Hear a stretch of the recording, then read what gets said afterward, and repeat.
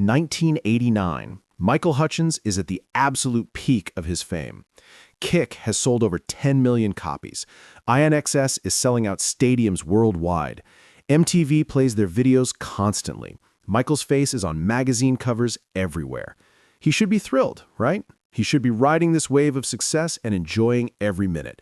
But instead, Michael is restless. He's creatively hungry for something INXS can't give him. He wants to experiment, to push boundaries, to make music that's darker and stranger and more personal than anything INXS would ever release.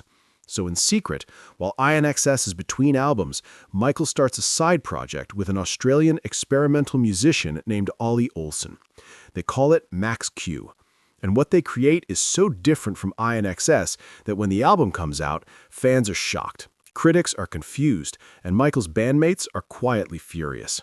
This is the story of Max Q, Michael Hutchence's solo experiment that almost nobody knows about, and what it reveals about the creative frustration that was building inside one of rock's biggest stars. Let me set the scene for where Michael was in 1989, because timing is everything in this story. Kick had been released in October 1987, and by mid-89, INXS had been touring behind it for nearly 2 years straight. They played hundreds of shows across 6 continents. Michael had performed Need You Tonight so many times he could do it in his sleep.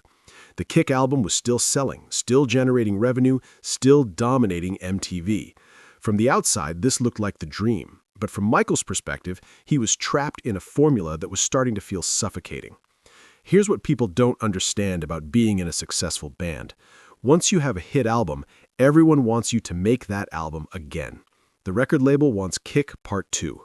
The fans want more songs that sound like Need You Tonight. The radio stations want singles that fit the INXS template they know and love. There's enormous pressure to not mess with the formula. But Michael wasn't wired that way. He was an artist who needed to evolve, to experiment, to try new things. And INXS, as a 6-piece democratic band, wasn't a vehicle for that kind of experimentation. Michael had always been interested in darker, more atmospheric music. He loved bands like Joy Division, Bauhaus, The Cure. He was fascinated by industrial music, by electronic experimentation, by sounds that were abrasive and challenging rather than radio-friendly. INXS incorporated some of those elements, sure, but there were limits. Andrew Ferris wrote most of the music, and Andrew had a particular style that worked brilliantly for INXS, but didn't leave much room for the kind of sonic exploration Michael was craving. Enter Ollie Olsen. Ollie was an Australian musician and producer who'd been part of Melbourne's post-punk and industrial scene since the late 70s. He'd worked with bands like Whirly World and Orchestra of Skin and Bone, making music that was experimental, dark, and completely uncommercial. Ollie and Michael had known each other casually through the Australian music scene, and at some point in late 1988 or early 89, they started talking about collaborating. Michael was drawn to Ollie's complete lack of interest in commercial success, his artistic integrity, his willingness to make challenging music that most people wouldn't understand. The collaboration started almost as a lark, a way for Michael to blow off creative steam between INXS commitments. They'd meet up in Melbourne when Michael had free time, go into the studio and just experiment. No agenda, no pressure to create hits, no record label breathing down their necks. They'd layer electronic sounds, play with drum machines and samplers, create atmospheric soundscapes that were a million miles from INXS's funk rock. Michael loved it. This was the creative freedom he'd been craving. The name Max Q came from a term in aerospace engineering. It's the point during a rocket launch when the vehicle experiences maximum dynamic pressure, the moment of greatest stress before breaking through into space. Michael thought that was a perfect metaphor for what they were doing, pushing against the pressure of expectations and commercial demands to break through into creative freedom. It was also sufficiently obscure and nerdy that it felt anti-commercial, which was part of the point. As the sessions progressed, what started as casual experimentation began to coalesce into an actual album. They had songs, or at least tracks, that worked as complete pieces. Michael was writing lyrics that were more personal and introspective than anything he'd written for INXS. Songs about isolation, about alienation of fame, about losing yourself in the machinery of the music industry.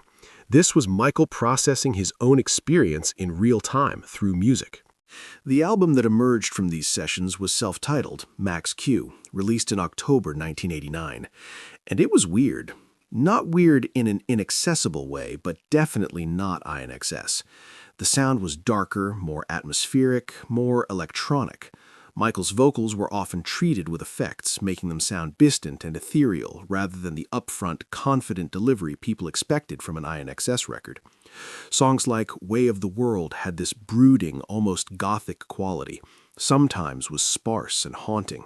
This was art rock, post-punk, industrial-influenced music made by someone who'd spent too long making radio-friendly funk rock and needed to explore his darker impulses. Here's where it got complicated.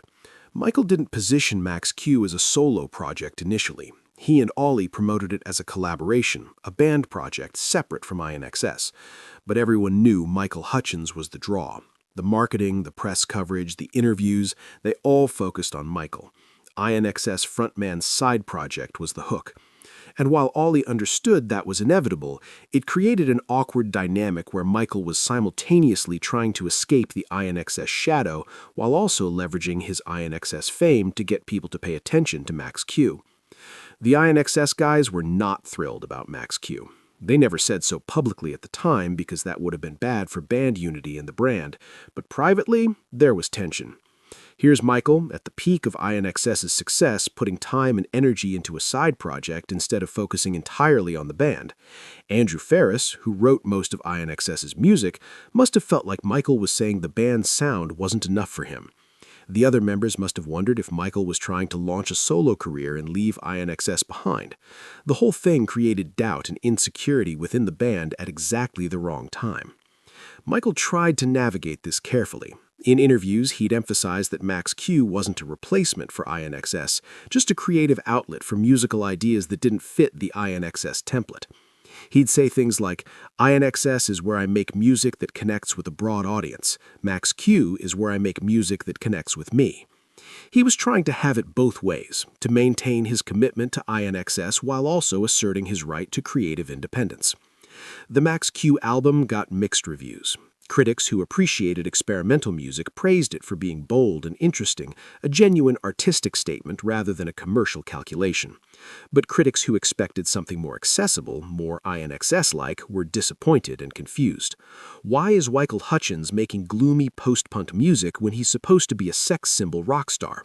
That was the subtext of a lot of reviews. People had a box they'd put Michael in, and Max Q didn't fit the box. Commercially, Max Q was a modest success in Australia, where people were familiar with Ollie Olsen and appreciated the experimental nature of the project. The single Way of the World got some radio play and charted decently, but internationally, Max Q barely registered. American and European audiences who loved INXS's Kick album had zero interest in Michael's dark, experimental side project. The album sold maybe a few 100,000 copies total, which sounds okay until you remember that Kick sold over 10 million. From a commercial perspective, Max Q was a failure. But from an artistic perspective, from Michael's perspective, Max Q was incredibly important. It proved to him that he could make music outside the INXS framework. It gave him confidence that his artistic instincts were valid even when they didn't align with commercial expectations. It connected him with a more underground, credible music community that took him seriously as an artist rather than just as a pretty face fronting an MTV band. Max Q earned Michael respect from people who would never have given INXS the time of day. The Max Q experience also taught Michael about the costs of creative independence. Making an album with Ollie, without the INXS machine behind him, without Chris Thomas producing, without the label's marketing muscle, it was harder than he expected. The music industry infrastructure that he sometimes resented when he was making INXS albums, that infrastructure was actually valuable. It got records distributed, got videos played on MTV, got songs on the radio. Max Q, without all that support, struggled to find an audience beyond the niche fans who were already predisposed to like experimental music. After Max Q, Michael returned to INXS for the X album sessions in 1990, and you can hear the influence of Max Q in some of the darker, moodier tracks on X. Songs like Disappear have that atmospheric quality that Michael had explored in Max Q. He'd learned things about production, about creating sonic textures that he brought back to INXS. So in that sense, Max Q made INXS better, even if the band members didn't see it that way at the time. Ollie Olson has talked about the Max Q experience in interviews over the years, and he's always been complimentary about Michael. He says Michael was genuinely collaborative, not ego-driven or demanding. Michael would show up to sessions ready to experiment, willing to try ideas that might not work. Ollie appreciated that Michael treated him as an equal creative partner rather than just a hired gun. That egalitarian approach was important to Michael. He'd spent years as the frontman of INXS, the focal point, the leader. With Max Q, he could just be one of two guys making music together. There was talk of a second Max Q album, or at least more collaboration between Michael and Ollie, but it never materialized. INXS's schedule was too demanding. The X album, the touring, Michael's increasingly complicated personal life in the 90s. There just wasn't time or energy for Max Q to continue. Ollie moved on to other projects. Michael occasionally mentioned in interviews that he'd like to do more experimental music at some point, but it never happened. The Max Q album has become something of a collector's item for INXS fans and for people interested in Michael's artistic journey. It's the road not taken, the hint of what Michael might have done if he'd fully pursued a solo career earlier. Listening to Max Q now, you can hear an artist pushing against the constraints of his commercial success, trying to make something authentic and personal, even if it meant sacrificing sales and radio play. One of the most interesting tracks on the Max Q album is Ghost of the Year, which has these lyrics about feeling disconnected from your own life, watching yourself from outside, being a ghost haunting your own existence. It's hard not to read that as Michael processing his feelings about fame, about being Michael Hutchence, the rock star persona, versus Michael the person. INXS would never have released a song that introspective and melancholy, but Max Q could, because Max Q didn't have to worry about radio or MTV or maintaining a certain image. The artwork for the Max Q album also reflected the different aesthetic. Instead of the glossy, stylized photography that INXS used, Max Q had this stark, minimalist design. The photos of Michael were more artistic, less commercial. He looked moody and introspective rather than sexy and confident. Everything about the Max Q presentation said, "This is not INXS. Don't come to this expecting more kick. This is something different." Looking back, Max Q was a preview of the creative frustration that would build inside Michael through the 90s. He wanted artistic freedom. He wanted to make music that mattered to him personally, not just music that fit a commercial formula. And increasingly, INXS felt like a cage, a comfortable, lucrative cage that had given him everything he had professionally, but a cage nonetheless. Max Q was his attempt to escape that cage, at least temporarily. And while the project itself was short-lived and commercially unsuccessful, it fed a hunger in Michael that would never really be satisfied as long as he was primarily identified as the INXS guy. The band dynamics within INXS were never quite the same after Max Q. There was always this underlying tension. Was Michael fully committed to the band, or was he looking for an exit? Would he leave INXS to pursue a solo career? The other members couldn't ask these questions directly without seeming insecure or controlling, but the questions hung in the air. And Michael, for his part, was genuinely conflicted. He loved INXS. They were his brothers, his family. They'd built something incredible together. But he also felt artistically limited by what INXS could be. In interviews throughout the early 90s, Michael would sometimes reference Max Q when talking about his artistic process. He'd say things like, "I need outlets for different aspects of my creativity. INXS is one outlet, Max Q was another. Maybe there will be more in the future." He was trying to normalize the idea that he was more than just the INXS frontman, that he had other facets to his artistry. But the public and the music industry kept wanting to reduce him to one thing, the sexy guy from INXS who made Need You Tonight. The Max Q experience also connected Michael more deeply with the Australian alternative music scene. Ollie Wilson was part of that world, and through working with Ollie, Michael met other Australian musicians and artists who were making uncommercial, challenging work.